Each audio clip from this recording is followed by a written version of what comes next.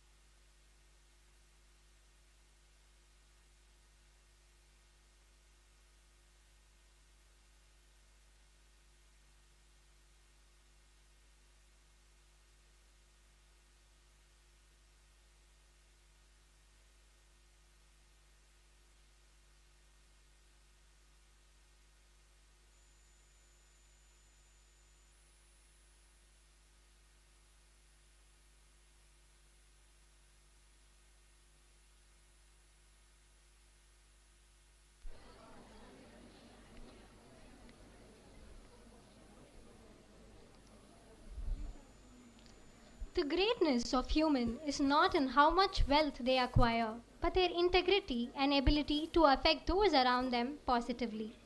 We have all gathered here to remember one such noble human whose impact still touches us every day. Our very own Padma Vibhushan Mary Clubwala Jadhav, founder of the Madras School of Social Work, which is synonymous with social work. Hailing from a traditional rich Parsi family in Tamil Nadu, she encountered several personal tragedies which she overcame through her single minded commitment to serving the society.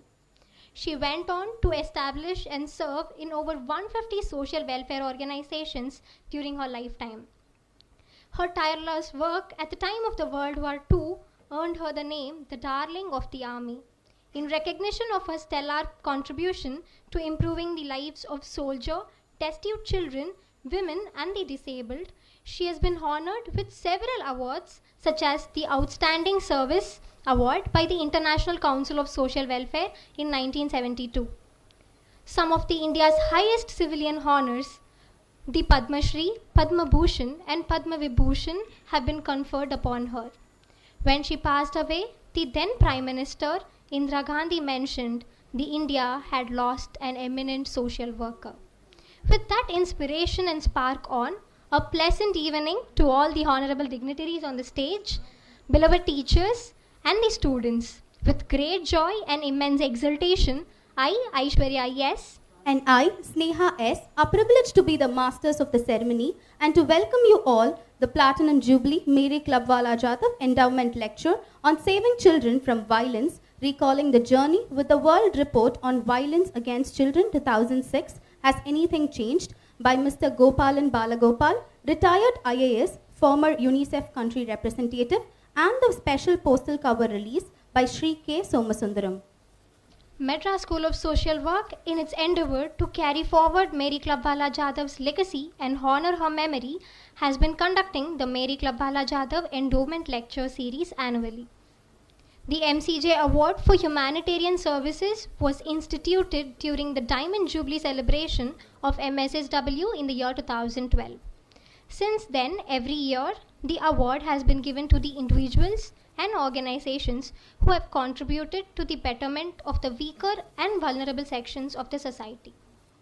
To start this great evening, May we all rise and be one in mind, body, spirit, and invoke the sense of togetherness, for which I would like to invite students of our institution to sing the Tamirthai Varthu, followed by which we shall remain standing as we sing the college song. I request you all to rise up and sing along.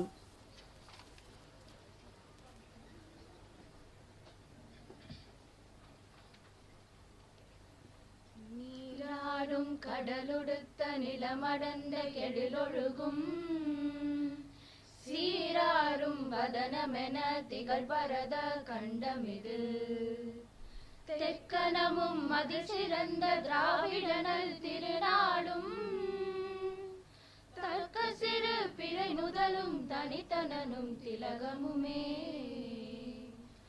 அத்திலக வாசனை போல் அனைத்துலகும் இன்பமுற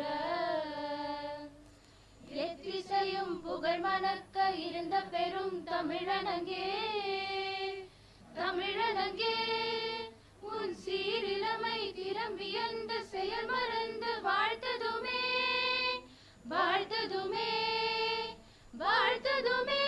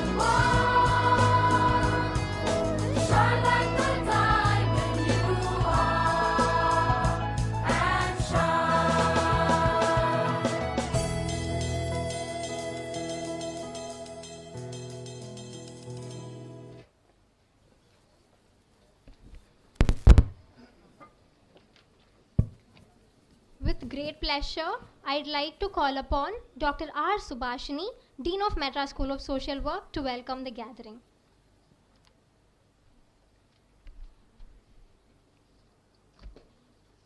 A very good evening to everybody present here. On behalf of the principal, I take great pleasure in welcoming Shri Gopalan Balagopal, IAS retired, former UNICEF country representative, who will be delivering the prestigious MCJ Endowment lecture. It has special significance because it is a Platinum Jubilee year. I welcome Thiru K. Somasundaram, Director of Postal Services, Department of Post, Chennai City Region, who will release the special cover. Welcome, sir. I take this opportunity of welcoming our chairman, Mr. K. Matthew IAS retired, our secretary, Mr. Muthukumar Thanu, our finance director, Mr. John Zakaria, Ms. Jayashree Chatter, alumni, invitees, press, and the entire family of MSSW which includes heads of departments, members from the teaching fraternity, support staff from the office, my dear students, and everyone who is making this day possible. A warm welcome and a good day. Thank you.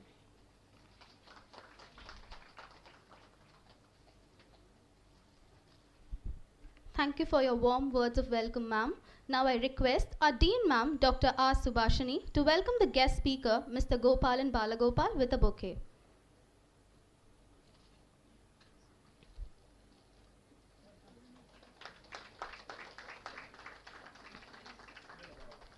I would also request her to welcome Sri K. Somasundaram with a token of love.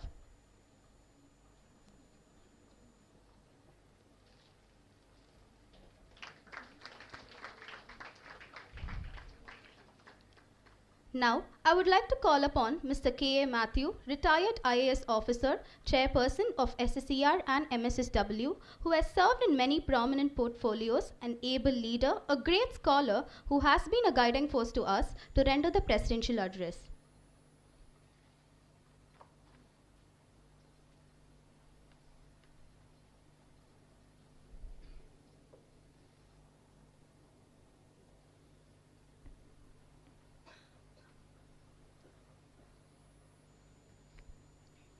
Good evening to all of you.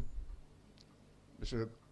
Gopalan Balagopal, Mr. Somasundaram, dignitaries on and off the stage, students, teachers, my dear friends. This MCJ lecture is an annual ritual and a ceremony that we observe at MSSW regularly. Every year, we select a special field of social work and decide on an individual or an organization which has done seminal work in that field and recognize them with an award. We also invite a prominent authority on a selected topic, selected subject, selected field, and to deliver an annual lecture. Last year, the theme was anti-human trafficking, if you remember, and year before last, it was the transgenders. This year, it is violence against children. And the speaker of the year, Sri Gopalan Balagopal, has dealt with this problem on a global level, and we are happy to have him in our midst for the lecture. This is our way of remembering the great soul, our founder, Mary Clubwala Jadhav, who is the cause and reason for our existence as an entity. Mary Clubwala Jadhav, a visionary person, helped thousands of people to help themselves and to help others through decades of very hard work. A person who, as was mentioned by the Master of Ceremonies, shall I say Miss of Ceremonies, in spite of her personal tragedies, she did a lot of work in the field of social work. She thought about the less fortunate and tried to wipe their tears. That's why a grateful nation honored her with the Padma Awards, Padma Shri, Padma Bhushan, and Padma Vibhushan. And finally, when she passed away, the then Prime Minister, Indira Gandhi, referred to her as the daughter of India, and referring to her demise, she said, it's a great loss to the nation. You see, in the last couple of years, we went through a very difficult period of pandemic, which was unusual and demanding in various ways.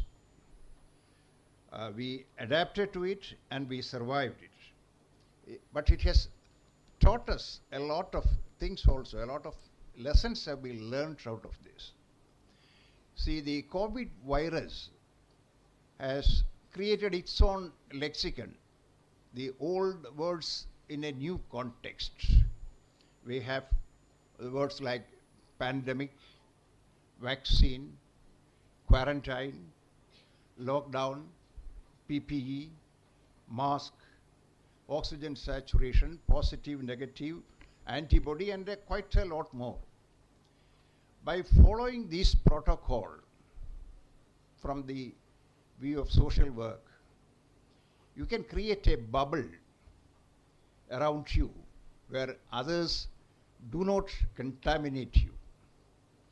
It has transparent, invisible walls so that others do not enter your personal space. In other words, social distancing. See, in ancient Kerala, we had a system of social distancing based on the belief that if a person belonging to a lower caste comes near you, you get contaminated. Then there is a purification process for that, which involves ritual baths and tirtham, a sanitizer in the current lexicon. So social distancing. We were reenacting ancient dramas. Has it ever occurred to you that the great moral and social changes that have come in society come from a feeling of indignation, a feeling of fury, a feeling of, say, guilty conscience, leading to a desire to change the existing paradigms? Just to cite a few examples to drive home the point, if Abraham Lincoln had not felt ashamed about the way Negroes were treated in America, in spite of the Declaration of Independence wherein it was stated that all men are created equal, there would have been no emancipation of the Negroes.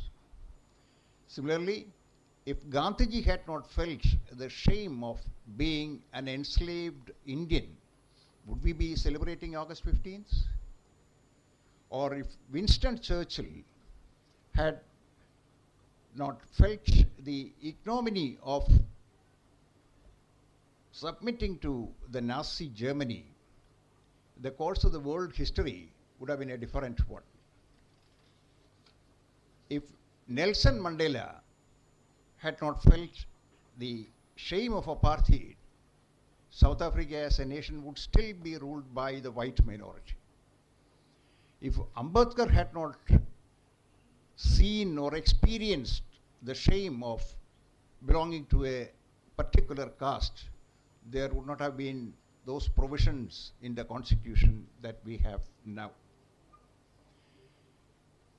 In the recent past, the horror of that black man by name George Floyd being strangled on the streets by the police, and his words, "I can't breathe," if it has not touched the minds of the American citizens, there would not have been the corrective measures that followed it. If some women had not felt shame at the way they were treated, there would not have been the movement called Me Too movement. Of late, in Iran, something like the Arab Spring is happening. A young girl was murdered on the streets for not wearing hijab. So the whole of that area is getting affected by these incidents. People are feeling the fury, indignation, which leads to the social change. Of course, it is not the vision of a single person, but you should remember, it is the whisper that becomes a shout. It is a spark that becomes a wildfire. But at the end of the day, any institution, any movement is the lengthened shadow of a single individual. Take our country, India, today. Hunger index of the world shows us in not so good a light. We still practice female infanticide in some parts of the country. In fact, when I was discussing with Mr. Balagopal the other day, he was narrating statistics about Rajasthan, Bihar, and a few other states where it is being practiced. Even in our own state in certain parts of the country, till the last decade, female infanticide was being practiced in certain communities in certain areas. Violence against the downtrodden is increasing according to statistical surveys. The rich are becoming super rich, and the poor are becoming poorer. Unemployment is increasing, according to statistical surveys again. But we have put ourselves into the bubble. It doesn't affect us. It doesn't touch us. It doesn't contaminate us. And while these facts and figures are available in the public domain, we just brush them away like a lint from the shoulders. We don't feel the guilt. We don't feel the shame. We don't feel the ignominy. We are comfortable in our status quo, in our bubble. Our determination to change the unchangeable, to be better versions of ourselves, to be the Ramarajya that Gandhiji wanted us to be, should come from that our guilt and our shame, our fury and our indignation. The bubble is all around us. It keeps us safe, serene, secure, cynical, and aloof. It is mocking but logical. It is brilliant but unfeeling. We feel comfortable within it. We speak the dialect of the intellect, not the language of the heart. Here, we at the MSSW, we try to do our best to impart a sense of social responsibility to the students that are entrusted to us, to build a sense of empathy for the people around. It's our belief that we have been doing reasonably well in our attempts. This is our platinum year, and as a part of the celebrations, a special cover is being released today by the Postal Department. I thank everyone for their presence and participation and cooperation. Jai Hind.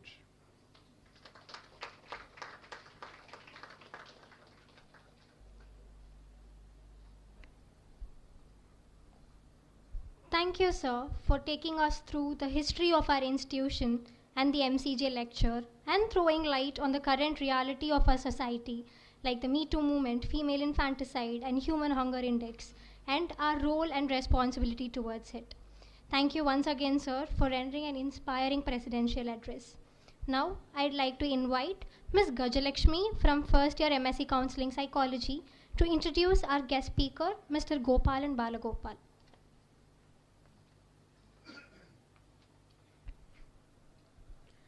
It's a great honor and pleasure to introduce our guest speaker for the day, Mr. Gopalan Balagopal, retired IAS, former UNICEF country representative. Having completed his formal education in Kerala and Delhi, he started his career as an executive trainee with Fertilizers and Chemical Travancore, a central public sector undertaking in Kerala since 1969. After working there for 5 years, he was selected to join the Indian Administrative Services in 1974. He then served as the district collector of 2 districts in West Bengal and of the Ministry of Information and Broadcasting of the Government of India. His services were loaned to the United Nations Children's Fund in January 1994, and he had worked with UNICEF as a Chief of Child Protection in Bangladesh, as a Senior Advisor of Child Protection at UNICEF headquarters in New York, and as UNICEF representative in North Korea. After his retirement from UNICEF at the end of 2009, Mr. Balagopal has been extensively consulting in Africa for the Economic Commission of Africa and partners in strengthening government systems for civil registration and vital statistics at the continental level, and also by helping several African countries on the ground. Currently, he leads the Carbon Smart Coffee initiative that works with the scientists from India and overseas and other partners in efforts to improve coffee farmers' income while mitigating the impact of climate change in Wayanad. Mr. Balagopal takes active interest in promoting environmental consciousness in the area where he lives, Wayanad, Kerala, which is a global biodiversity hotspot. He holds a master's degree in public administration for the Kennedy School of Government and Harvard University and was the first mid-career student to be awarded the Manuel Carbello Prize for developing teaching material on developmental issues in 1989. He was centrally associated with the study and primarily responsible for the 9 regional consultations that were organized in different parts of the world. Having said that, it's now time to grace ourselves with the golden insights of Mr. Gopalan Balagopal. Over to you, sir. I request all the dignitaries to move down and find your seats.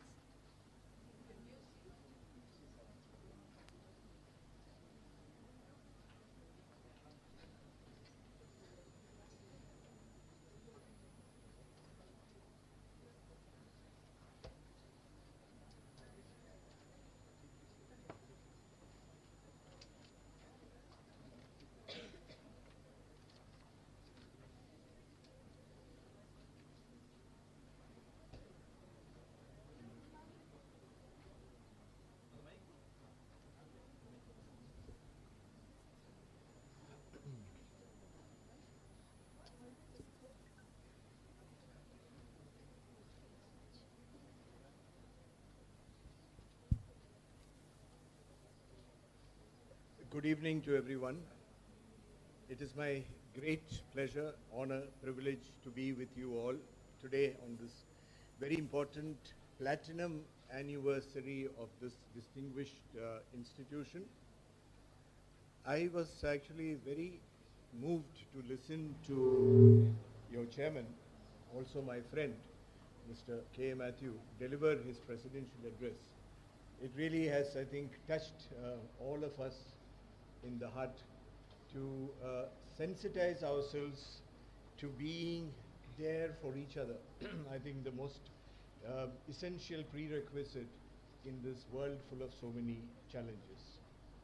So today, while we honor Mary Clubwala Jadhav for her distinguished and most amazing service in the area of social work, I cannot imagine a single person having a lifetime of opportunities to be able to really be responsible for establishing as many as 150 institutions in the area of social work. I think that is probably unparalleled anywhere in the world.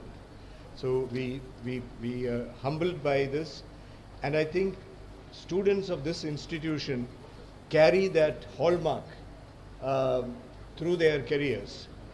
You know, just in the recent past, when I was trying to prepare myself for speaking to you, I came to know of several alumni in our neighborhood. The chief of child protection in the office of UNICEF Chennai here, alumni.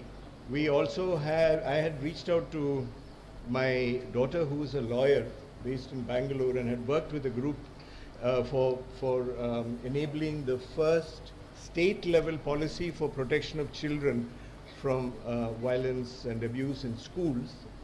And she immediately found 2 alumni of your institution who are today active in these fields, you know. So I think everybody, and when I walked around, Mr. Matthew was showing me the Hall of Fame, you know, and such, you know, beacons of service for the poorest.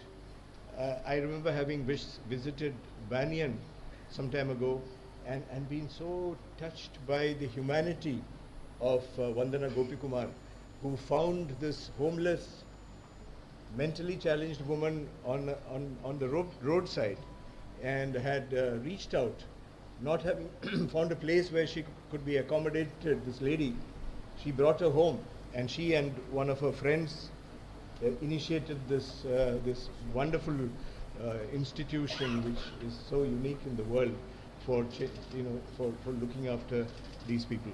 So I know that I have a little bit of a limited time, so I'm going to sort of fast forward this, I wanted to mention, excuse me, closer, okay. I might go a little rapidly, so please pardon me. If there is anything which you want me to stop and, recap or something, I'll be more than happy.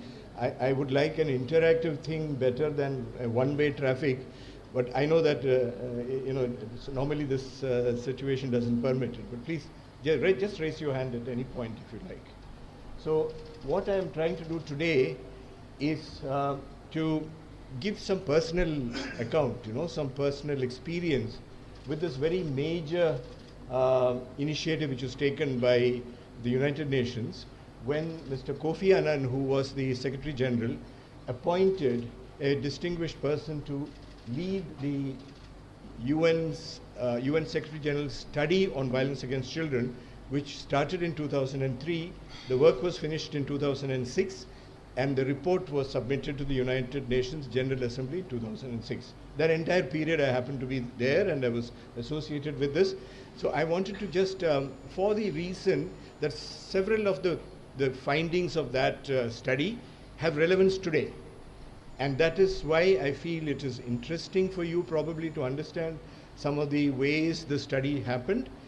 Then we look forward. This is, as you know, 2006 to now, it's 16 years ago.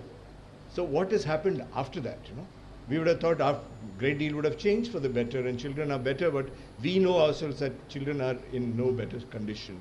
So, quick look at what's happened afterwards, and then to reflect upon, while we listen to this, what does it mean in terms of what we can, as individuals, as family members, as professionals getting ready for a career in social work, contribute in this one area, what we might be able to learn from this. So over to the next slide. Yeah, this is the World Report. This is the cover of the that report. When it came out, it was called the World Report on Violence Against Children. This is a little bit reluctant, I find, to move. Let me try from here. Yeah. What is so special? This was the first comprehensive global attempt describing the scale of all forms of violence against children and its impact. Sectionally it has happened in different places. It calls for multi-sectoral response, because it's so pervasive, it happens in so many places that you need different sectors of intervention to address it. And it combines perspectives from three major domains. This is important for you to keep in mind. First is from a domain of human rights, and specifically children's rights, and how are they viewed from that perspective, and how do we respond from that perspective of rights. Then from the perspective of public health, what are the health impacts of what these children endure, and then from the whole area of protection of children from violence, what are the lessons around. So where does it happen? The study finds that this is the space where we are always surrounded within homes, within schools, places of work, care and detention centers, streets. It's everyday spaces with which we are surrounded that the evidence of violence against children happens. And again here, who are the perpetrators? Who are the people who caused that violence? It is the people who are the closest to the child and tasked with care and love for the child very often, that they have to endure this. From parents, family members, teachers, caretakers, law enforcement authorities, police and so on, and also other children through bullying and so on. And of course, we must understand that when you say all this, there are some children who are particularly vulnerable, and for reasons of their gender, race, ethnic origin, disability, very important, and social status. For all these reasons, then this becomes far more grave. And finally, that no country, this is a major finding, that there were countries which used to claim that they have no problem like this, and you'll come later on what happened in China. No country is immune, no matter how rich or poor it is, but every country is afflicted by this problem. Consequences, we know, are devastating, and we go forward fast. One is, of course, the fact that children can lose their lives because of the impact of violence. But even if they survive, the enduring of this violence leaves behind terrible scars, both physical and mental and emotional.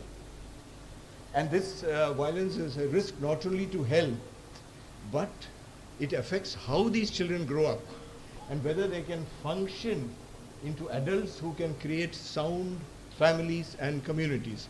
They are scarred for reasons which make them not able to do this properly. And therefore, this report was done when the Millennium Development Goals were the ones which were guiding us. Now it's the SDGs. So it was a threat to development and reaching those goals which the international community set upon themselves to achieve by a certain time. Universal primary education was one of these goals, but unless you keep your schools safe from violence, I mentioned about the work in Bangalore, etc. Unless they are safe in schools, you cannot achieve this, because the child's mind is not there to absorb the learning. And at that time, HIV/AIDS was a huge problem globally, and it was clear that you don't, counter that and protect girls unless violence is addressed. And it's a major obstacle to achieving gender equality. Now, at this point, I want to introduce you to this distinguished-looking gentleman. He is Paulo Sergio Pinheiro, and he's a Brazilian legal scholar, and he had experience of working as a special rapporteur on human rights in Myanmar and Burundi previous to his appointment as the special the expert on the study with the rank of Assistant Secretary General in the UN by Mr. Kofi Annan. How was the study conducted? There were these three coordinating entities which correspond to the three domains I spoke to you about. The Office of the High Commissioner for Human Rights, which is the global body for human rights. UNICEF, as you know, is the world's body for children, and the World Health Organization for the health-related aspects. And there were other human rights treaty bodies and mechanisms, other UN international organizations like the High Commissioner for Refugees, and so on. I have no time to go through the entire list. Private sector, very important. For instance, the misuse of the internet for targeting children, predatory activities to lure them into very, very complex issues. So they need to be on board to understand what these are and to make plans to counteract that. The NGOs had a very central role. There was a dedicated NGO advisory panel for the study. Many NGOs all over the world participated along with governments, academic institutions and so on, and the study secretariat was constituted. I am not going to read it all, but suffice to say there were all these consultations which took place in the course of the study. It covers all the major regions as well as some of the special sub-regions to ensure that the voice of children and people working in this area were heard. And in each of these places, a year before the study actually was completed, regional assessment reports were prepared by knowledgeable institutions in each of those areas, sort of an assessment, because the problem in East Asia would be very different from, say, Latin America. So you have to study the local manifestation of the type of violence children are subjected to, so that regional type of study was done in each of these. And children's voices, listening to them was very central. And I'll give you a small example. The gentleman, Pinheiro, he wanted to visit places where there was continuing, ongoing violence against children. And at that time, the situation in the Gaza Strip was very dire. There was, exchange of gunfire from both directions, especially near the border with Egypt. There were things were very tense. But he told the UN that I have to go there and see what's happening to children. And the UN agencies are very conservative and careful. So they didn't like the idea. And they tried to I think I push, sorry. Maybe you can switch this up. To basically try to persuade him not to go. If he get out or something like that, it would be very awkward. But to his credit, he stuck to his decision. He said, I have to go. And then, I had the good fortune to accompany him. This is not this photo from there. This is from China. I'll just come back to that moment.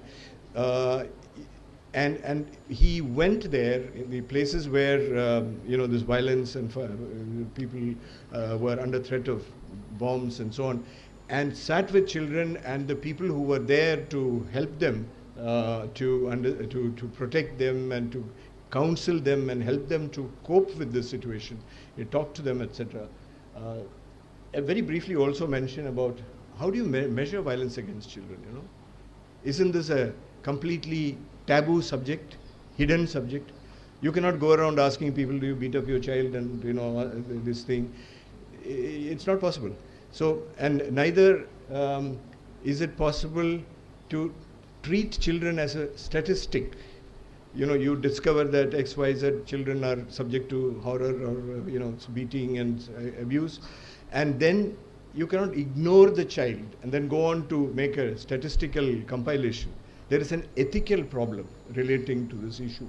So two things happened. One was we made a global appeal through all the more than 150 offices of the UNICEF to ask them to get in touch with institutions, maybe like MSSW in their own countries, to find, to see whether they have suggestions how to measure violence against children, And finally, about 12 or 14 institutions submitted a methodology on how this can be done.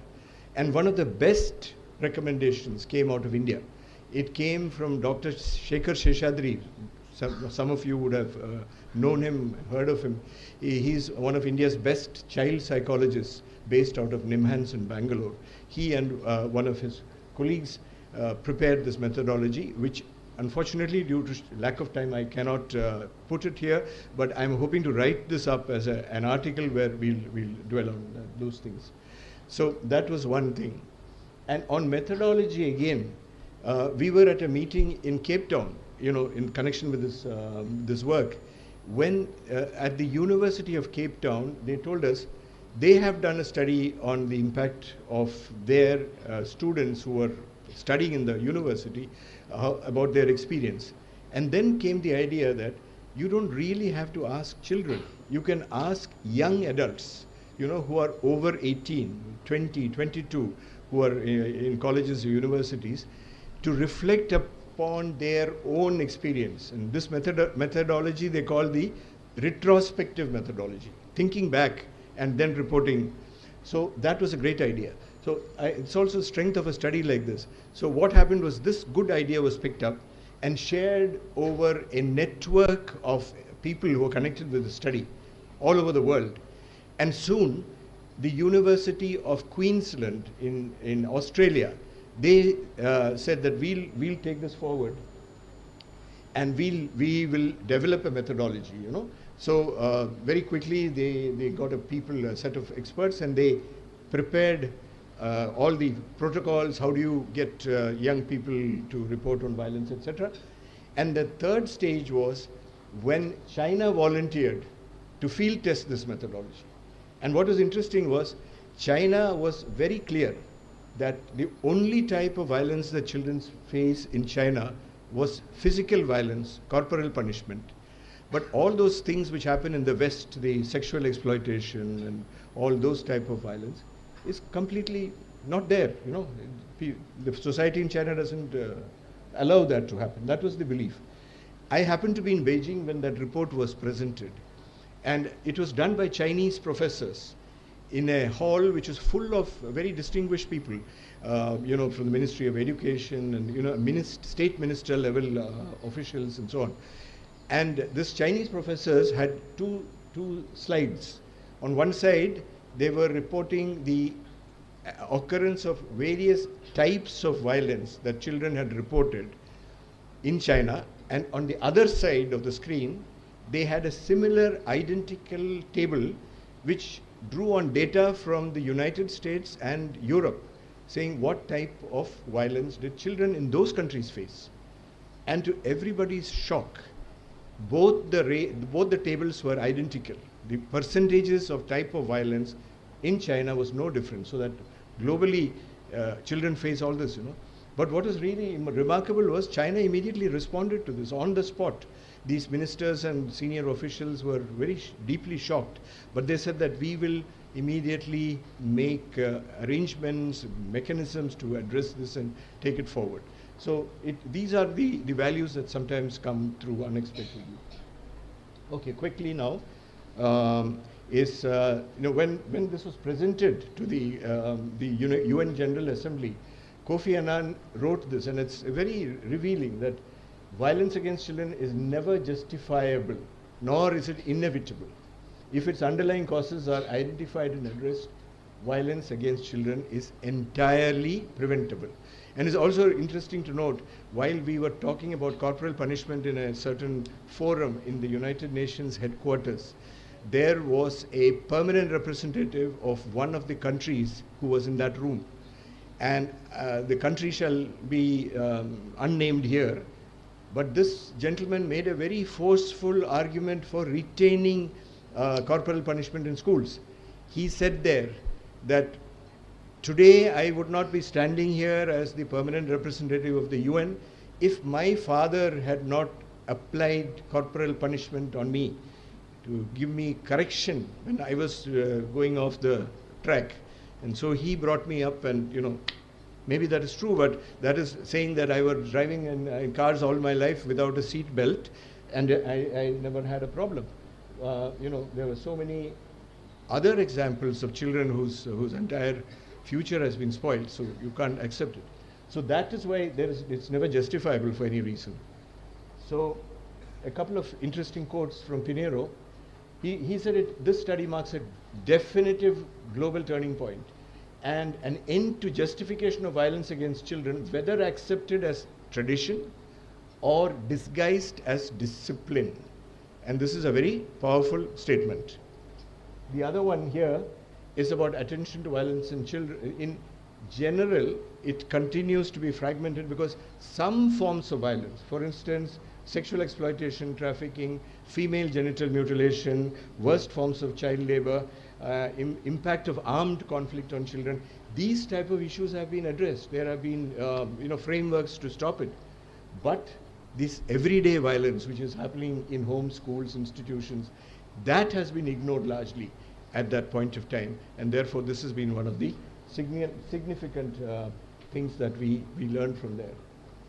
And this Child Rights Convention, the UN Convention on the Rights of the Child, it's been very widely, the most widely ratified human rights treaty, but still in terms of implementation of its recommendations on these spheres, its clauses have largely remained on the paper. So this is about what they said. Now looking forward to what happened since then. These are a couple of reports I wanted you to know that exist, because it's probably not as well known. This one came out, I think, in 2014, called Hidden in Plain Sight. It is a statistical analysis of violence against children. If you Google it, you can immediately download that thing.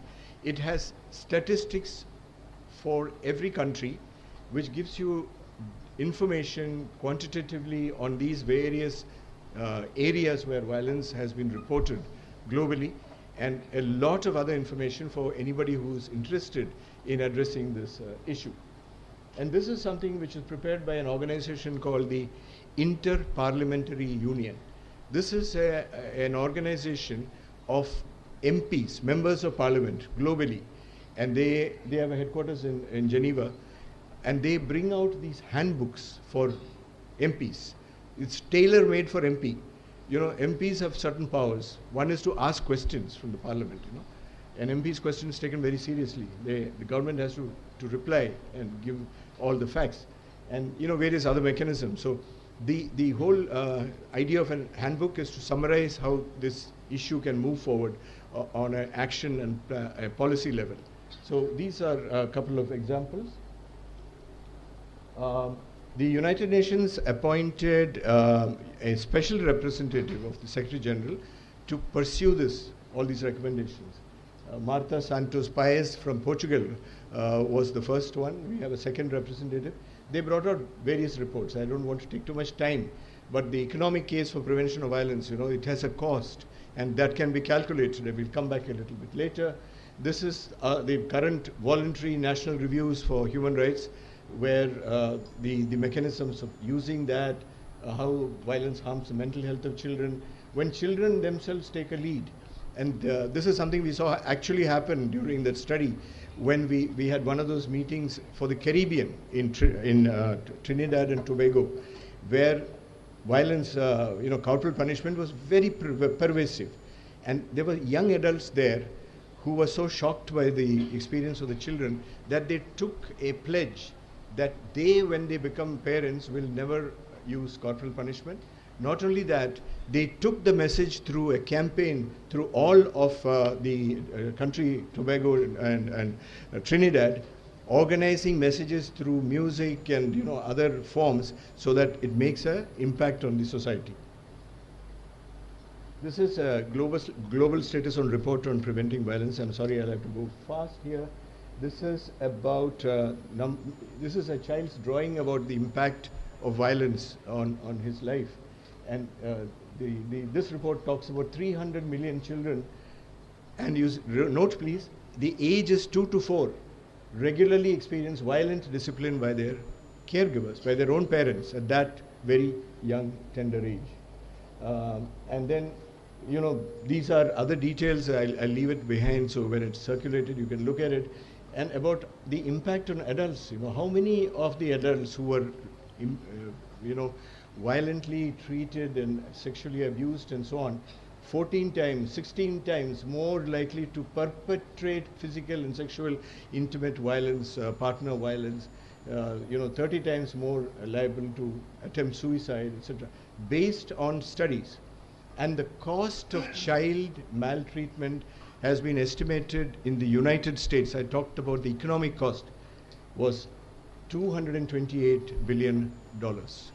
And in South Africa, in one country, it was 13.5 billion. So these are not reckoned with in the normal calculations of what this is costing us.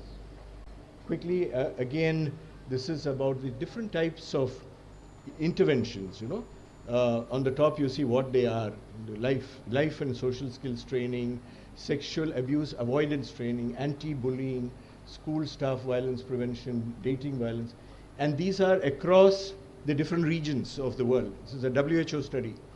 And the best you see here is in the European context, where this life and social skills training reach about 60% of the population. But all the others type of interventions are far, far lower. Again, a map. This is about national legislation banning corporal punishment across the globe. And, you know, data covers all settings. That is the deep green. Covers some settings, a lighter green. No legislation is also there in the lightest color. But there are many places where the data is not available, you know. And unfortunately, our country is shown as a place where there is no data. Finally, I'll stop this section with what is the current thinking about strategies. This is a diagram which shows various elements of what strategy needs to be in place, from implementation and enforcement of laws, through parent caregiver support, response support service, education, life skills. You can see it and see how many of a total number of 155 countries what percentage have met these. The inner circle show you 20%, 40%, 60%, etc. So a majority of these countries do not have functional systems addressing all these spheres. Now we, in the last portion, just zero down onto what is the situation in our own country. This was the national report, and this is a beautiful diagram. If you look at it, it shows the entire structure of child protection. Every element is laid down in a way that I think it's an ideal system. From the national level down to the district level, we have structures. Our question in our mind should be, when we have such a perfect structure, why is it that it is not working? Why it is not working is from a study by the National Commission on Protection of Children themselves, brought out in 2012, a study which said that 99% of school children are subject to physical and mental abuse by teachers. This is this is a very drastic finding, and it's done by the National Commission of Protection of Children. So what we need is to go back and look at this and see where these links are weak or not functional. And I wanted to particularly look at this from a perspective of a recommendation that I will come to at a certain as my sort of concluding observations.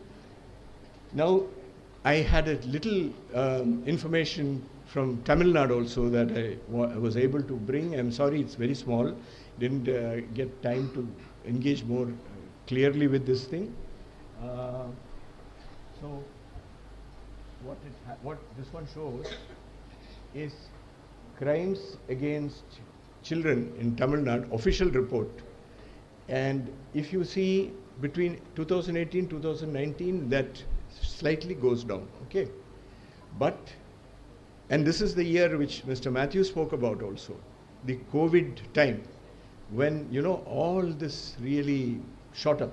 So the number of cases has significantly improved during that period, and this is something which we should consider with care.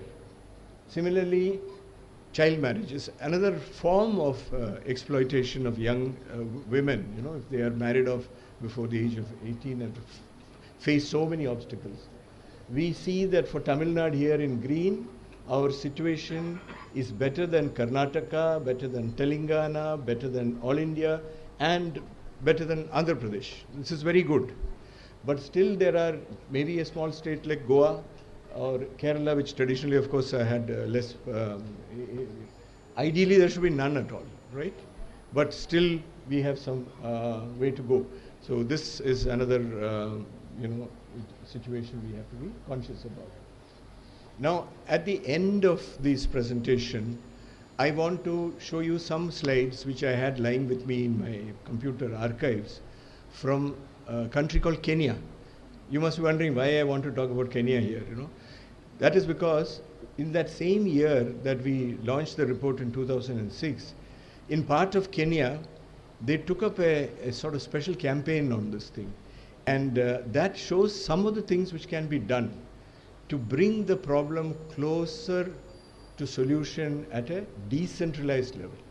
And we have that potential in a state like Tamil Nadu or other states of India by going closer and closer to the community, working through the panchayats and other elected bodies and local NGOs and so on as partners to find solution.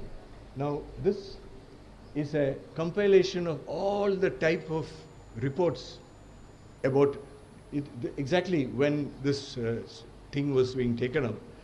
You see the type of problems that were being reported in the press in that country, in Kenya. You can see it for yourself. It is a whole shocking situation. So what did they do? Sexual violence, they took one case of a district hospital. They named the district Tika. That hospital, out of 46 cases reported in a particular period of time, 22 were that of children. and high levels of commercial sexual exploitation of children. You see about particularly also involving both Kenyans as well as tourists, and how many quarter of the women in this age, 12 to 24, they lost their virginity by force. Links to HIV and so on were very high. There was this UNICEF study which took place, which found 4 prime tourist areas. 30% of the girls, about 20,000 numbers, 12 to 18, had sold sex, and up to 3,000 children are full-time sex workers. And 70% of the people working tourist-related occupation, they felt it was acceptable for girls under 18 to sell sex. This whole attitude, the mindset that it is okay to exploit your girls like this for the sake of money is horrifying. And sometimes it's all put on the foreigners, but the study said 38% were Kenyan. And this is what we said, that streets are sometimes not safe. And these were some of the quotes from children who found that they are so vulnerable. When we try to go in a group and stay on the bigger lanes, if I stay at school for a club, we must always rush to get home before dark. 10-year-old saying this, So the social acceptance of violence, more than 1 in 5 women believe that men are justified in beating their wives. These were the things which came out of this understanding. But what they did was they devised a campaign to counter this. The Kenyans, because they were horrified by this level of violence, they said it is now time for a change. And they had a slogan. This is what they did was they had a whole lot of structures which were then set in place. It's very similar to what you saw in the chart for India. The different types of availability and response and so on. And these are all known things for you in the course of your studies here. There was also a stop violence bus which went from district to district, mobilizing communities and so on. And this was the logo. This is in the Swahili language, and it says, "Protect our children." And this was the T-shirts and all that used for the campaign. And this was a photograph from an actual meeting in one district called Naivasha. It's not far from Nairobi. It's a place with tourists go to see a lot of flamingos and all. So they had this big 1-month mobilization campaign and advertising the services and so on. But then what happened? In terms of results, 2 things happened. That they produced district reports on who's doing what to address violence against children, and including a gap analysis to see what is not happening, what are the strengths, etc., and made a plan. But what did not happen also, and this was very impressive for me, the reports are of variable quality. Not all reports came with a good result. And district statistics officer and district children's officer need to establish baseline data monitoring. This is hardly done anywhere in our country also. Unless you have a database, how do you monitor progress and all that? So it was something which they did, and probably offers us a model to think of responses from our side. And before I conclude with a quote, I wanted to offer a small suggestion to the chairman and your colleagues on the managing committee. In the course of my recent discussions on the protective framework, and this is I'll come to this in a minute, is something which follows the creation of a new mission called Mission Vatsalya. Don't know whether you remember having read about it.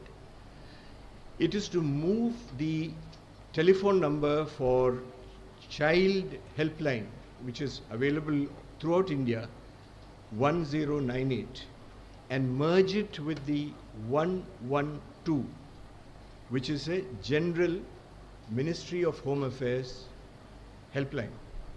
So that what happens to children gets merged together into 112. Now, with the experience that I had in this area, including the foundation of the child helpline, which happened with initiative from somebody in Jeru Bilimori, I think her name is, from the Tata Institute of Social Sciences in the 90s, early 90s. This was done with a lot of, this model was built with a lot of care, because the people handling the helpline have been provided, as you all know, special training in how to engage with children who call this line and to make sure that they get the support they need. And if you get merged with a Ministry of Home Affairs helpline, it is not very likely that that sort of level of training and focus on children's issues will be possible. It becomes part of a general thing.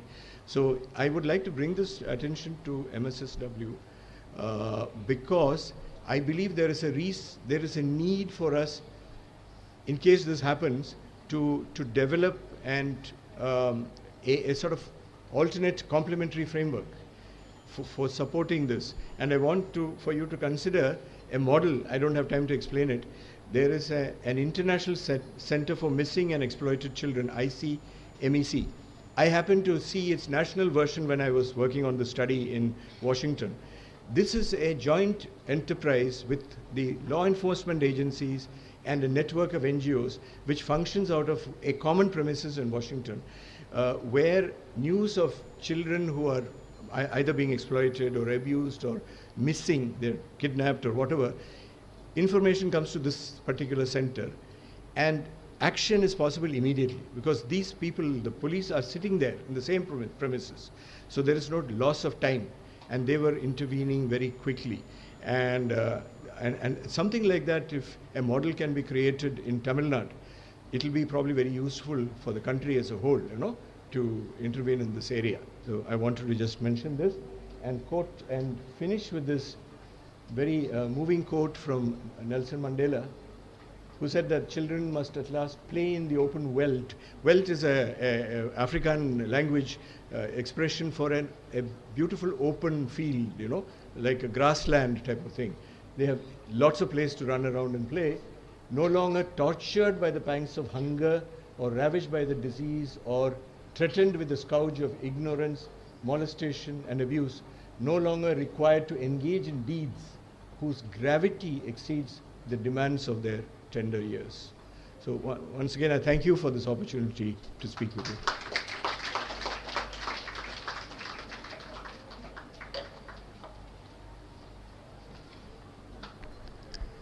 Thank you for the thought-provoking presentation, sir. It's nothing but a sheer pleasure to have heard you speak, which surely had a powerful and meaningful impact that the generation ahead will remember. Now, I request the dignitaries to occupy the dais.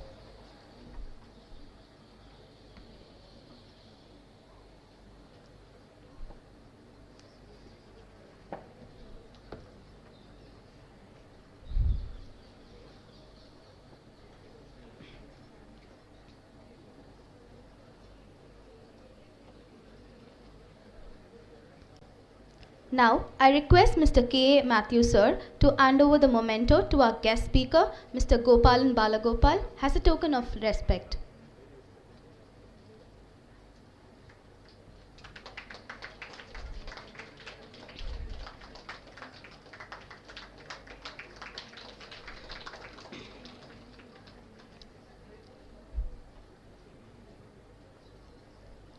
It's now time to release the special cover by Sri K. Somasundaram, Director of Postal Services, Department of Posts, Chennai City Region,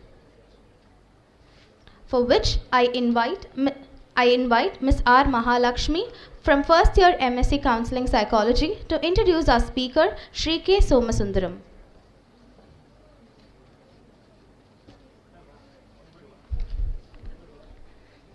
It is an immense pleasure to have you here with us today, sir. Sri K. Somasundaram, sir, is a 2005 batch's Indian Postal Service officer. He is currently working as Director of Postal Services, Chennai City Region, Tamil Nadu Circle. He is a National Merit Scholarship holder and a postgraduate in Public Administration. In the Department of Post, he has worked in various capacities and in various fields like Head of the Training Institution, Insurance Sector, Finance Sector, and in Personal Division of the department. He has served almost all of the southern states in the country. He has undergone various training programs in different fields to enhance his knowledge and capability. Some of the training programs he underwent are Trainers Training Program conducted by Institute of Secretariat Training and Management in New Delhi, training conducted by Insurance Institute of India in Mumbai, banking training conducted by National Institute of Bank Management in Pune, training on digital marketing conducted by Indian Institute of Management in Bangalore, Executive Development Program conducted by Asian Pacific Postal College in Bangkok, Inter-Regional Capacity Building Workshop for Training Centers at Asian Pacific Postal College, Bangkok. Sir is here with us to release our special postal cover today. We, the students and the teachers of MSSW, heartily welcome you with joy, sir. Thank you, Mahalakshmi. Now it's time for the most awaited moment. Platinum Jubilee special poster cover release by Shri K. Somasundaram, and the first copy of the special poster will now be received by Mr. K. A. Matthews, sir.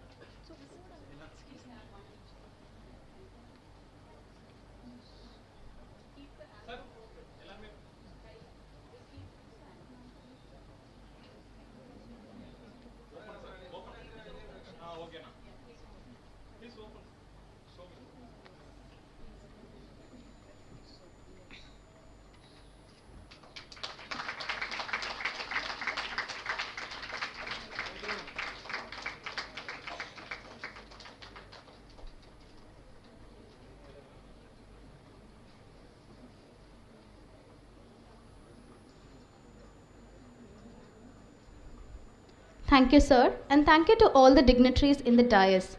Now, I request our Honorary Secretary, Mr. Muthukumar Tanu, to hand over the memento as a token of gratitude to Shri K. Somasundaram, Director of Postal Services.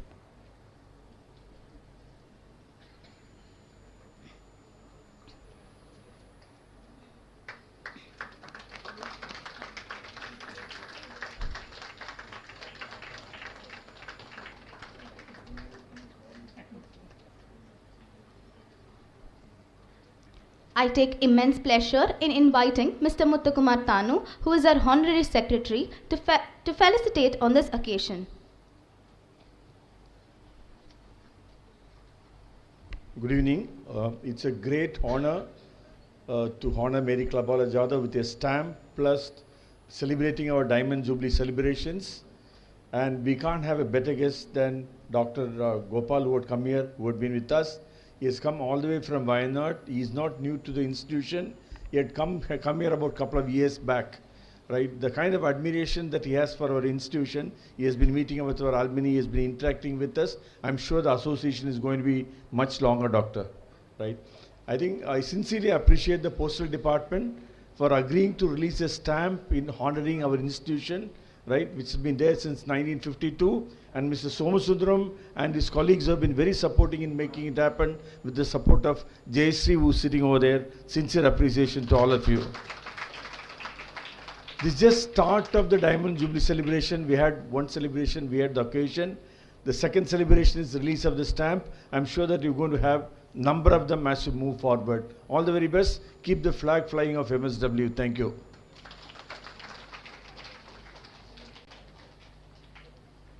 Thank you, sir.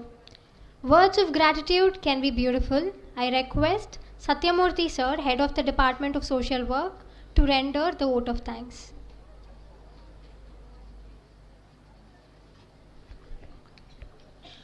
Good evening to one all present here.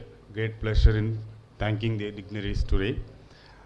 I am always obliged and to have delivering the vote of thanks today in the greatest moment of this institution completing 70 years and progressing towards the great achievement in producing professional social workers in India.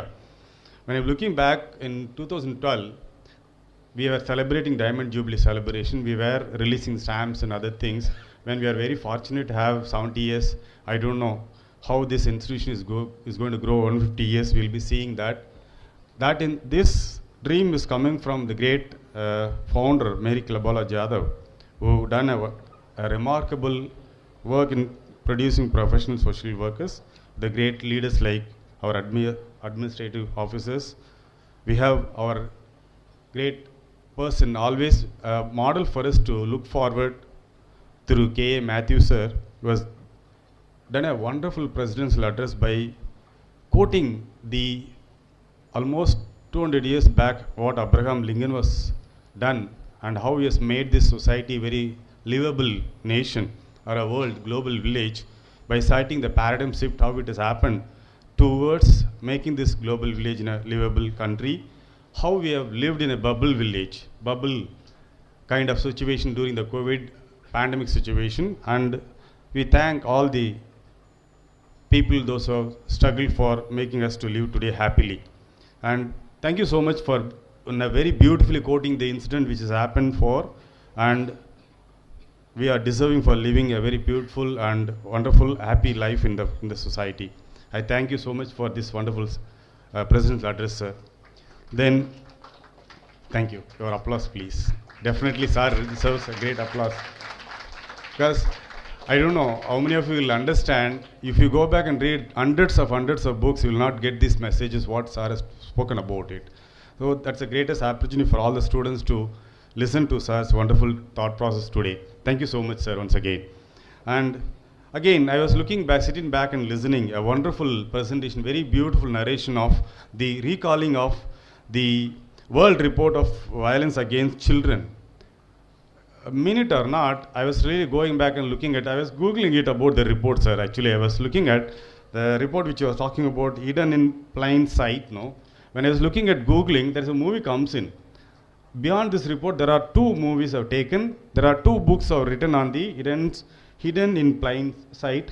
Definitely we'll go back and read. As an academician, I would like to read once more, and I will really want to learn about it. And as a researcher, I was looking at the greatest lecture which I was listened today is that in a nutshell of 15 to, I think 17 minutes, we were having a PPT of entire picture of how the children were undergoing a violence across the globe, and narrating 4 or 5 years of entire data within 17 minutes is enormous. As an academician, I admire you. As a researcher, I would like to learn from you, a lot of things from you, sir. And I am very passionate to listen to your presentation in terms of talking about, there are 3 perspectives. One, you have talked about the human rights, public health, and site protection. And it's a great contribution for our country also. Enormous leaders like you have made this country very proud in the global map. And we admire you for your wonderful work with UNICEF and other endeavors. Definitely, as sir said, our secretary sir said, we are ready to learn from you also, sir. Thank you so much for your wonderful lecture in the Platinum Jubilee celebration, the 27th MCJ Mary Clubwala Jadhav Endowment lecture, which is very retrospective. Definitely, we'll work on prospectively on the working in protecting child in India. As you quoted, we try to work on the child line, connecting with 112 Ministry of Home Affairs. Definitely we'll take back a lot of things from you, sir. And if anything required, definitely we'll contact you for your help, sir. Thank you so much for a wonderful lecture, sir. Definitely, thank you, sir. And it's a great pleasure actually for in a country getting a postal stamp for twice in the institution is a great moment for us. I always know, going back and seeing 2012, we received a postal cover. When I was in charge for doing that, it is very, very big work doing this postal cover release. And we thank always the Postal Service Department of Tamil Nadu. They were very much appreciative, always helpful for our endeavor. And today we thank Sri K. Somasundaram, the Director of Postal Service, Department of Postals, Chennai City Region, for taking initiative, helping us, and giving a wonderful postal cover. You will not know that the lion comes in our college. The nation's pride is in our college. The great postal cover. It is not none other than the postal department. It's a pride for our college, sir. Actually, we thank you so much for your wonderful initiative, and we admire your leadership, sir. Thank you so much, all the other staff from the postal department. And we always very pride, and we are always very Madras Club of Social Work is always we fly somewhere. Wherever I go, I always say I admire our alumni. We have one of the kind of alumni is our secretary through Muthukumar Thanu sir. And way back 15 years back, I looked at sir, and the same look even till today is having. And whenever I look at, I envy on you, sir, several times, because the way in which you handle things is very, very fortunate to have such a leader in our board. And I admire your thought process, and you felicitated in a very great manner of this particular Platinum Jubilee celebration. As sir said, definitely we look forward to your leadership, and we learned a lot of things from you, sir. Thank you so much for today's presence, sir. Thank you, sir.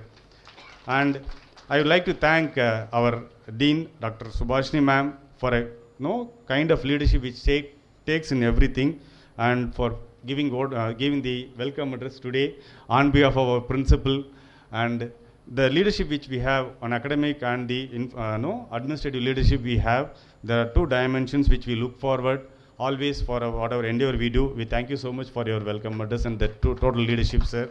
And we have our finance director, sir, and he is always very admiring personality and very strict in nature, several things, and for everything. And see, we will learn a lot of things from your strictness, and also we learn a lot of things from your experience also, sir.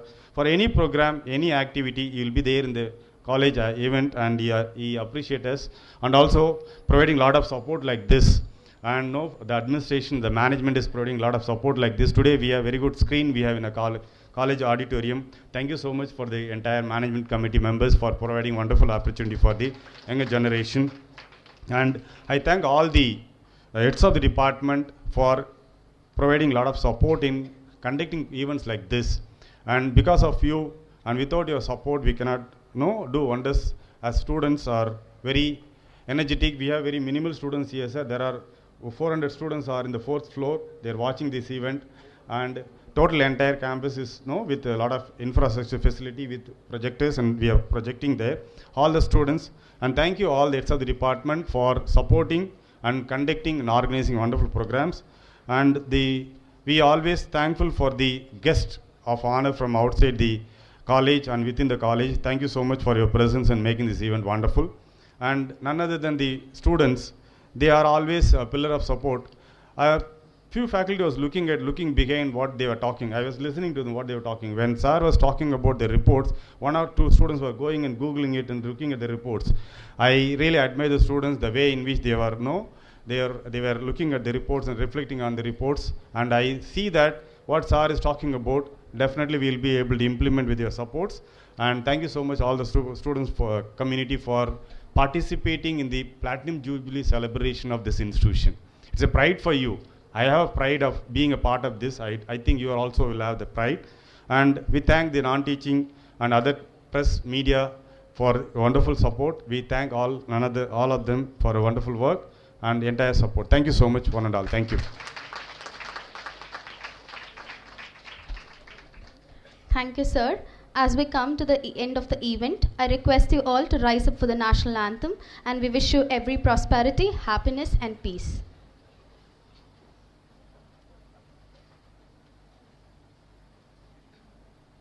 जनगण मन अधिनायक जय हे भारत भाग्य विधाता पंजाब सिंध गुजरात मराठा द्राविड उत्कल बंगा विंध्य हिमाचल यमुना गंगा उच्चल जलसि तरंगा तव शुभ नामे जाहे तव शुभ आशीष माहे जाहे तव जय दाता जनगण मंगल नायक जय हे भारत भाग्य विधाता जय हे जय हे जय हे